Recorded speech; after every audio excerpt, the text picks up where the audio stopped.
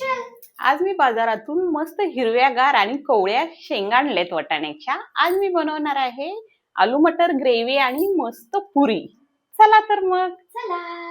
झटपट पटापट लक्ष्मी जी घर के अंदर प्रसन्न होके अंदर आएंगी घर के पटापट। झटपट पटापट लक्ष्मी जी घर के अंदर प्रसन्न होके अंदर आएंगी घर के पटापट। नाचतो सगळं विसरून पोरी बघता थांबून, निळा पिवळा लाल लाल रांगोळी काढतो वाकून।